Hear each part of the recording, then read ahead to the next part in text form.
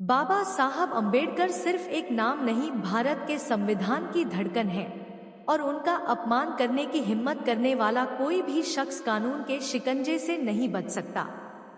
यह तीखे और ताकतवर शब्द है भारत के मुख्य न्यायाधीश सीजेआई जस्टिस भूषण रामकृष्ण गवाही के, जिन्होंने ग्वालियर के वकील अनिल मिश्रा के बाबा साहब पर दिए गए अपमानजनक बयानों पर ऐसी फटकार लगाई कि मिश्रा के होश उड़ गए। क्या है इस विवाद की जड़? कैसे सीजेआई गवाही ने एक पल में पूरे देश को संवैधानिक मूल्यों की याद दिला दी और क्यों यह मामला अब हर गली नुक्कड़ पर चर्चा का विषय बन गया है? आइए इस सनसनीखेज कहानी को शुरू से अंत तक खंगालते हैं और देखते हैं कि कैसे सीजेआई की चेतावनी ने न सिर्फ अनिल मिश्रा को बल्कि समाज में नफरत फैलाने वालों को आईना दिखा दिया। तो दोस्तों, अगर आप चैनल पर नए हो तो चैनल को अभी के अभी सब्सक्राइब करो और वीडियो को भी लाइक कर दो और वीडियो अपने दोस्तों के साथ शेयर कर दो। तो चलिए वीडियो शुरू करते हैं।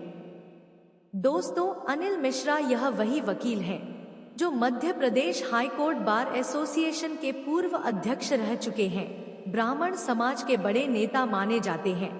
मूर्ति विवाद में वह सबसे आगे थे। उन्होंने चीफ जस्टिस सुरेश कुमार कैत पर भी आरोप लगाया कि वह अम्बेडकरवादी है, इसलिए पक्षपात कर रहे हैं। लेकिन असली बम फटा 6 अक्टूबर 2025 को एक वीडियो वायरल हो गया। वीडियो में अनिल मिश्रा कैमरे के सामने बोल रहा है, डॉक्टर अंबेडकर एक गंदा आदमी थे, ब्रिटिश एजेंट थे और स्वतंत्रता संग्राम से उनका कोई लेना देना नहीं था। दोस्तों, यह जहरीले शब्द हैं मध्य प्रदेश हाईकोर्ट के वकील अनिल मिश्रा के, जिन्होंने बाबा साहब भीमराव अंबेडकर पर ऐसे अपमानजनक बयान दिए कि ग्वालियर से लेकर पूरे देश में हंगामा मच गया। यह वीडियो वायरल होते ही अनिल मिश्रा के खिलाफ एफआईआर दर्ज हो गई और अब यह मामला न सिर्फ कानूनी जंग का रूप ले चुका है बल्कि सामाजिक एकता पर सवाल खड़े कर रहा है। इसी बीच मुख्य न्यायाधीश सीजेआई जस्टिस भूषण रामकृष्ण गवाही ने ग्वालियर के वकील अनिल मिश्रा द्वारा बाबा साहब भीमराव अंबेडकर के अपमानजनक बयानों पर गहन चिंता व्यक्त की है। जस्टिस गवई, जो स्वयं दलित समुदाय से आते हैं और बाबा साहब अंबेडकर के आदर्शों के प्रबल समर्थक हैं, उन्होंने कहा कि ऐसे कृत्य न केवल संविधान निर्माता के प्रति अपमान है बल्कि भारतीय न्याय व्यवस्था की नींव को कमजोर करने वाले हैं। उन्होंने स्पष्ट शब्दों में अनिल मिश्रा की टिप्पणियों को असंवेदनशील और विभाजनकारी करार देते हुए चेतावनी दी कि वकील जो समाज के न्याय के संरक्षक होने चाहिए, यदि वे नफरत फैलाने का माध्यम बनते हैं तो यह लोकतंत्र के लिए खतरा है। जस्टिस गवई ने आगे जोर देकर कहा कि बाबा साहब अम्बेडकर ने समानता, न्याय, आय और बंधुत्व पर आधारित संविधान दिया और इसका अपमान करने वाले किसी भी व्यक्ति को कानूनी कार्रवाई का सामना करना पड़ेगा। उन्होंने वकीलों से अपील की कि वे अपनी अभिव्यक्ति की स्वतंत्रता का दुरुपयोग न करें बल्कि अंबेडकर के सिद्धांतों को मजबूत करने में योगदान दें। यह बयान Madhya Pradesh high court bar association की एक विशेष बैठक में दिया गया, जहां अनिल मिश्रा के खिलाफ दर्ज एफआईआर और उनके विवादित बयानों पर चर्चा हो रही थी। जस्टिस गवई ने अंत में कहा, बाबा साहब का अपमान नहीं बल्कि पूरे राष्ट्र का अपमान है और हम इसे बर्दाश्त नहीं करेंगे। यह बयान न केवल अनिल मिश्रा को चेतावनी देता है बल्कि पूरे विधिवेत्ताओं को संवैधानिक मूल्यों के प्रति निष्ठा की याद दिलाता है।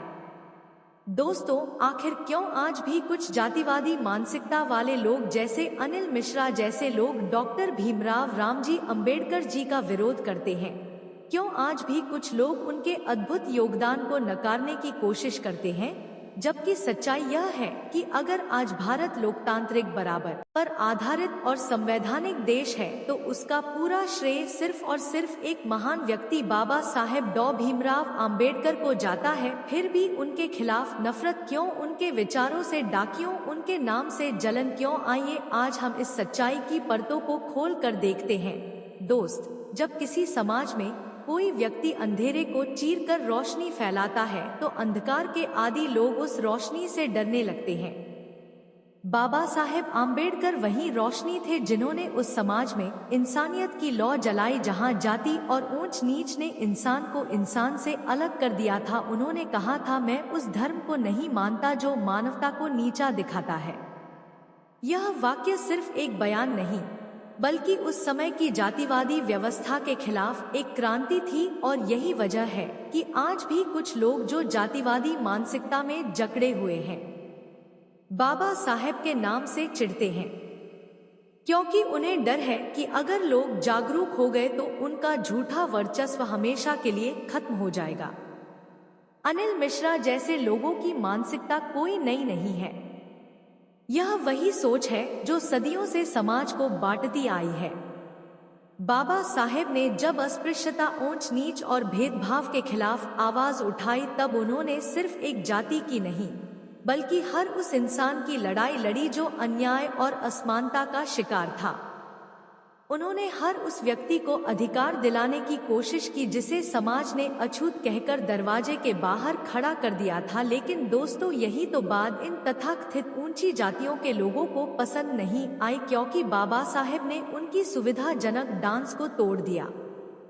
उन्होंने उनके बनाए झूठे श्रेष्ठता के साम्राज्य को हिला दिया। जातिवादी लोग जानते हैं कि अगर अंबेडकर के विचार समाज में गहराई तक फैल गए तो उनका तथाकथित श्रेष्ठता का भ्रम मिट जाएगा। इसीलिए वे उनके नाम को बदनाम करने की कोशिश करते हैं।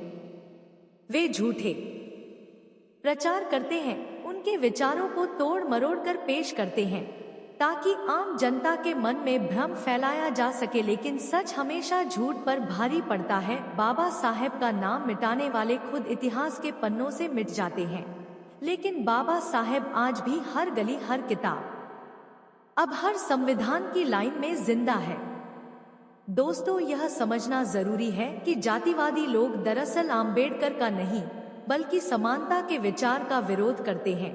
उन्हें इस बात से परेशानी नहीं कि आम्बेडकर कौन थे, बल्कि इस बात से जलन है कि उन्होंने ब्राह्मणवाद और ऊंच नीच की व्यवस्था को चुनौती दी ने जो सदियों से चल रहा जातिगत गुलामी का खेल था उसे समाप्त करने का साहस दिखाया। जब उन्होंने कहा कि मनुष्य की महानता उसके कर्मों से तय होती है, जन्म से नहीं, तब ब्राह्मणवादी सोच को सबसे बड़ा झटका लगा। अनिल मिश्रा जैसे लोग आज सोशल मीडिया पर बैठकर यह दिखाने की कोशिश करते हैं कि आम्बेडकर ने कुछ खास नहीं किया, लेकिन सच यह है कि अगर आम्बेडकर नहीं होते तो शायद आज वे भी अपनी राय स्वतंत्रता से नहीं रख पाते, क्योंकि अभिव्यक्ति की आजादी, समानता का अधिकार, वोट का अधिकार, यह सब बाबा साहेब की देन है। सोचिए दोस्तों, एक ऐसा व्यक्ति जिसने दलित समाज से उठकर देश का संविधान लिखा, जिसने कहा कि हम भारत को राजनीतिक रूप से ही नहीं, सामाजिक रूप से भी स्वतंत्र करेंगे। ऐसे व्यक्ति का विरोध करना क्या किसी सभ्य समाज का लक्षण है? तो दोस्तों, आपके इस विषय पर क्या विचार है, हमें कमेंट करके बताएं। और अगर वीडियो पसंद आया हो तो वीडियो को लाइक करके चैनल को सब्सक्राइब जरूर करें और बेल आइकॉन प्रेस करें। मिलते हैं किसी और वीडियो में। जय भीम, जय भारत, धन्यवाद।